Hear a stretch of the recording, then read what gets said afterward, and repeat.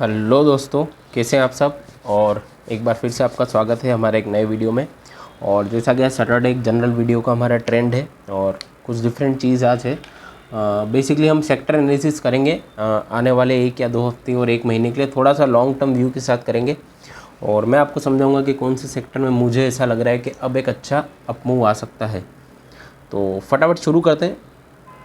कुछ सेक्टर्स पहले हम चार्ट एनालिसिस करते हैं, उसके हिसाब से फिर इसको कंपेयर करेंगे कि ओवरऑल हमको क्या लग रहा है अभी। तो करेंटली ये निफ्टी पीएसयू का चार्ट है और मुझे निफ्टी पीएसयू का चार्ट इसलिए अच्छा लग रहा है क्योंकि प्री कोविड लेवल जो था, जहाँ से फॉल स्टार्ट हुआ था, हम एग्जैक्टली वहीं से सपोर्ट लेके अभी बाउंस दे रहे हैं। जनरली दूसरे जितने भी सेक्टर है वो वहाँ से 2 या 3 गुना या 1 से 2 गुना हो गए हैं, मतलब ऑलमोस्ट डबल हो गए हैं प्री कोविड लेवल से। लेकिन निफ्टी पीएसयू बैंक सेक्टर जो है वो अभी भी वहीं पे है। तो मुझे लग रहा है कि एक अच्छा बाउंस निफ्टी पीएसयू में आना चाहिए। और बेसिकली ये सेक्टर एनालिसिस है, कोई स्पेसिफिक स्टॉक की हम बात नहीं कर रहे हैं, पूरे के पूरे सेक्टर की बात करें। तो अगर इसको आपको जनरली जज करना है तो आप ऐसा देखिए कि आने वाले 2 या 3 हफ्ते में पीएसयू बैंक अच्छा परफॉर्म कर सकते हैं। अगर आपके पोर्टफोलियो में पीएसयू बैंक है या आप ऑप्शन ट्रेडर हैं, खैर ऑप्शन ट्रेडिंग के लिए पीएसयू बैंक का मैं सजेशन नहीं दूंगा क्योंकि बहुत स्लो मूविंग है।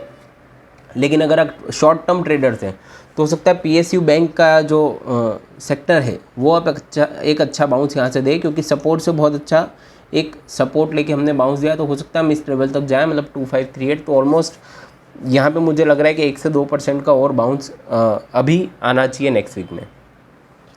अगला है हमारा सीएनएक्स फार्मा सेक्टर। तो फार्मा सेक्टर देखिए, अगर आपको मैं कंपेयर कराऊँ पीएसयू से, तो जहाँ पे पीएसयू सेम लेवल पे है वहीं पे फार्मा आप देखिए 8400 पे था, वहाँ से हम ऑलमोस्ट 14500, मतलब ऑलमोस्ट हम डबल हो गए, डबल से थोड़ा कम है। तो पीएसयू बैंक जहाँ पे प्री कोविड लेवल पे ही है वहीं पे फार्मा प्री कोविड लेवल से ऑलमोस्ट डबल हो गया है। और अभी की अगर बात करूँ तो परफेक्ट सपोर्ट पे है फार्मा। यहाँ से एक बहुत ही अच्छा, अगर आप देखें डेली कैंडल बनाया है यहाँ पे रिजेक्शन, तो मुझे लग रहा है फार्मा में एक अपसाइड आना चाहिए। 14400 के आसपास यहाँ पे एक रेजिस्टेंस आएगा निफ्टी फार्मा में। लेकिन ओवरऑल अगर बात करूँ तो पीएसयू बैंक और फार्मा सेक्टर में एक रैली मुझे नेक्स्ट 1 या 2 हफ्ते में दिख रही है। अगला है हमारा सीएनएक्स मेटल। तो आप सभी का फेवरेट मेटल इंडेक्स, और मेटल इंडेक्स का भी अगर कंपैरिजन करूँ तो प्री कोविड लेवल्स जो थे फरवरी के, वो थे हम 2700, हम ऑलमोस्ट 5000 6000 पे आ गए। मतलब यहाँ पे भी निफ्टी मेटल में भी हम जो प्री कोविड लेवल पे थे उससे हम ऑलमोस्ट डबल पे आ गए हैं। तो बेसिकली ये सारे के सारे इंडेक्स में हुआ है, जो फॉल था उससे ज़्यादा की रिकवरी है, क्योंकि बहुत ही अच्छी लिक्विडिटी है मार्केट में अभी और बहुत ही अच्छा परफॉर्मेंस भी है मार्केट का। तो अभी फ़िलहाल की बात करूँ तो जो हमारा ब्रेकआउट लेवल था वो हमने रीटेस्ट करा है एक बार और यहाँ से बाउंस दिया है। मुझे लग रहा है कि अगर इस लेवल की बात करें हम 5919, अगर 5920 टूटता है तो फिर एक बहुत अच्छी रैली निफ्टी मेटल दे सकता है। अदरवाइज़ अगर नहीं तो फिर ये इस रेंज में थोड़ा सा टाइम बिताएगा मेरे हिसाब से। तो मुझे ऐसा लगता है कि नेक्स्ट वीक या 1-2 हफ्ते के लिए मेटल इंडेक्स जो है, मेटल इंडेक्स आपका थोड़ा साइडवेज हो सकता है। मतलब ये इंडेक्स की बात है, स्टॉक में हो सकता है कुछ अप डाउन रहे, लेकिन ओवरऑल मेटल इंडेक्स जो है वो साइडवेज होगा। तो बहुत बड़ा मोमेंटम अभी मेरे ख्याल से इसमें नहीं देखने को मिलेगा स्टॉक वाइज भी। अगला अगर हम ले तो सीएनएक्स आईटी। तो आईटी में जो रैली चल रही है वो बहुत ही कॉशन, मतलब बहुत ही डराने वाली है। मैं मेरे टेलीग्राम चैनल्स पे, मैं यूट्यूब चैनल्स पे भी बोल रहा हूँ सबको कि ये सही लेवल नहीं है आईटी में एंट्री लेने का, बहुत ही ज़्यादा रैली हो गई है। और अगर हम देखें प्री कोविड लेवल से तो हम ऑलमोस्ट प्री कोविड लेवल के डबल पे हैं। अभी 17000 का हमारा लेवल था और अगर अभी मैं देखूँ 32000 पे है। तो जैसा कि मेटल में था सेम इसमें है। आईटी में भी बहुत ज़्यादा रैली है और ऑलमोस्ट हम डबल पे हो गए। लेकिन मेटल का जो चार्ट है वो आईटी से स्ट्रॉन्ग है, क्योंकि मेटल अपसाइड जा रहा है तो करेक्शन भी दे रहा है। लेकिन आईटी में करेक्शन बहुत टाइम से ड्यू है। अगर आप यहाँ देखेंगे आईटी इंडेक्स में तो इसका करेक्शन पूरा ड्यू है। और अगर मैं इसकी रेंज देखूँ, ऑलमोस्ट हमने 28000 से बाउंस देना चालू किया था, हम 32000 पे हैं। अब आप देखिए ऑलमोस्ट हम 10% से भी ज़्यादा ऊपर आ गए हैं, लेकिन कोई करेक्शन इसमें नहीं आया। तो मेरे लिए थोड़ा सा रिस्की है आईटी सेक्टर। अगर मैं अगले वीक के लिए बोलूँ तो मैं आपको बोलूँगा, अगर शॉर्ट टर्म ट्रेडर आप हैं या इन्वेस्टर हैं, तो फार्मा पीएसयू अभी के हिसाब से मुझे ठीक लग रहे हैं। मेटल आईटी से थोड़ा सा दूर रहिए। मेटल साइडवेज हो सकता है, फॉल नहीं देगा, लेकिन आईटी बहुत बड़ा फॉल दे सकता है। मतलब मैं बोल रहा हूँ बहुत ही बड़ा फॉल दे सकता है। 3 या 4% का फॉल आईटी में इस मंथ या नेक्स्ट मंथ आ सकता है, तो आईटी से थोड़ा सा आप दूर रहिए। अगला जो हमारा इंडेक्स है वो है इंफ्रा, निफ्टी इंफ्रा। तो निफ्टी इंफ्रा का चार्ट बहुत ही बेहतरीन है। ऑलमोस्ट हम प्री कोविड लेवल से डबल नहीं हुए, यहाँ पे हम ऑलमोस्ट वहाँ से 1000 पॉइंट मतलब 30% ऊपर आए हैं। लेकिन मुझे जो यहाँ पे दिख रहा है वो बहुत इंटरेस्टिंग चीज़ है, इंफ्रा में ब्रेकआउट के पास में है हम बिल्कुल।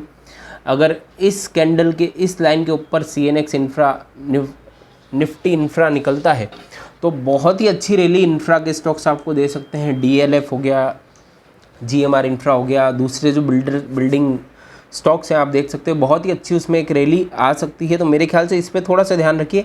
CNX इंफ्रा मुझे लग रहा है कि ब्रेकआउट के आसपास है, और अगर आप चाहें तो इसे कैच कर सकते हैं। इस लेवल के ऊपर इंफ्रा सेक्टर आपको बहुत अच्छा पैसा दे सकता है। लास्ट हमारा स्टॉक है निफ्टी ऑटो। तो निफ्टी ऑटो ने वापस से सपोर्ट से बाउंस दिया है, और बेसिकली मुझे ऐसा लग रहा है कि निफ्टी ऑटो का चार्ट सबसे स्ट्रॉन्ग है अभी जितने भी हमने चार्ट देखे। उसका रीज़न मैं आपको बताता हूँ ऐसा क्यों है। निफ्टी ऑटो की रैली जो है वो भी ज़्यादा नहीं हुई है। हम देखिए प्री कोविड लेवल पर हम 8000 थे, अभी हम ऑलमोस्ट 10000 पे कुछ है, मतलब सिर्फ हमने 22,000 पॉइंट के आसपास हम ऊपर आए हैं। कोई बहुत ज़्यादा रैली नहीं है जहाँ पे लोग डबल हो गए, वहीं पे हम 20% 25% ही ऊपर आए और बहुत ही मेजर सपोर्ट पे है। और अगर आप देखिए पिछले कुछ दिनों से निफ्टी ऑटो ने बिल्कुल परफॉर्म नहीं किया है, बिल्कुल ही डाउनवर्ड स्लॉप में है। एक डबल टॉप का स्ट्रक्चर था और नेकलाइन के यहाँ से बाउंस दिया है। मुझे लग रहा है कि अगर यहाँ से एक बाउंस आता है तो नेक्स्ट वीक के लिए, नेक्स्ट आने वाले 2 या 3 हफ्तों के लिए मेरे लिए सबसे बढ़िया अगर कोई सेक्टर है अभी निफ्टी में तो वो है निफ्टी ऑटो। अगर इन्वेस्टमेंट की बात करूं, इस सेक्टर एनालिसिस की मैं अगर कंक्लूजन पे जाऊं तो मैं अगर बोलूँगा आप शॉर्ट टर्म इन्वेस्टर्स हैं और अगर आप प्रॉफिट बुक करना चाहते हैं तो आप आईटी में प्रॉफिट बुक करिए, आप मेटल में प्रॉफिट बुक करिए, आप कुछ हद तक फार्मा में भी प्रॉफिट बुक कर लीजिए। और उस प्रॉफिट को अगर आपको यूटिलाइज़ करना है तो मुझे ऑटो सेक्टर एक स्ट्रॉन्ग लग रहा है जो एक अच्छा बाउंस दे सकता है। इंफ्रा ब्रेकआउट पे है, अगर इंफ्रा ब्रेकआउट देता है तो बहुत ही अच्छा वहाँ से बाउंस देगा। और तीसरा है PSU बैंक। तो PSU बैंक मेरे ख्याल से एक 2 या 3% का अपसाइड देने के लिए तैयार है। पूरा के पूरा सेक्टर तैयार है, मैं ऐसा नहीं बोल रहा हूँ कोई स्पेसिफिक स्टॉक तैयार है, हाँ, लेकिन सेक्टर की बात करें तो अभी मुझे ये 3 सेक्टर स्ट्रॉन्ग लग रहे हैं। अब मैं आपको दिखा रहा हूँ इनका लास्ट में कंपैरिजन कि एक्चुअल में क्यों मेरा ऐसा व्यू है। तो अब अगर मैं बात करूँ, सबसे पहले ये 6 सेक्टर्स के हमारे चार्ट हैं। अगर हम बात करें निफ्टी फार्मा तो प्री कोविड लेवल से ऑलमोस्ट मैंने बोला डबल हो चुका है। निफ्टी आईटी जो है प्री कोविड लेवल से डबल से भी ज़्यादा हो गया है। Nifty metal pre Covid level से डबल हो गया है। ये तो 3 वो हो गए जिसमें मुझे लग रहा है कि अब थोड़ी सी प्रॉफिट बुकिंग आनी चाहिए। Nifty pharma, Nifty metal and Nifty IT में। निफ्टी फार्मा फिर भी स्ट्रॉन्ग है मेरे ख्याल से, वहाँ पे एक दो डिप आए हैं वीकली बेसिस पे, ये वीकली चार्ट है। लेकिन निफ्टी मेटल, निफ्टी आईटी में अभी मैं लॉन्ग जाने के लिए नहीं बोलूँगा। हो सकता है बढ़ जाए, मैं ऐसा नहीं बोल रहा हूँ गिरेगा ही सही, लेकिन हाँ चार्ट के हिसाब से मुझे लग रहा है कि इनसे हम थोड़ा सा दूर रख के हमारा पैसा हम लगा सकते हैं निफ्टी ऑटो में। यहाँ पे आप देखिए प्री कोविड लेवल से बहुत ही कम रैली आई है और एक डबल टॉप स्ट्रक्चर है, मेरे ख्याल से बाउंस आएगा तो बहुत ही अच्छा आएगा। और अगला मेरा होगा निफ्टी इंफ्रा। तो इंफ्रा में मैंने आपको जैसे बोला ब्रेकआउट काइंड ऑफ स्ट्रक्चर बन रहा है, अगर हमने ये लेवल के ऊपर सर्वाइव किया तो बहुत ही अच्छा ब्रेकआउट निफ्टी इंफ्रा देगा। और PSU बैंक इसलिए क्योंकि हम प्री कोविड लेवल से भी अभी नीचे हैं, करंटली जो प्री कोविड लेवल था हम उसके भी नीचे हैं, तो यहाँ पे एक बहुत अच्छा बाउंस ड्यू है जो मुझे लगता है कि आने वाले 2 या 3 हफ्तों में आ सकता है। तो अगर मैं शॉर्ट में कंक्लूड करूँ तो मेरा बताने का सिर्फ ये लॉजिक था कि ये मेरा ओवरऑल सेक्टर वाइज एनालिसिस है।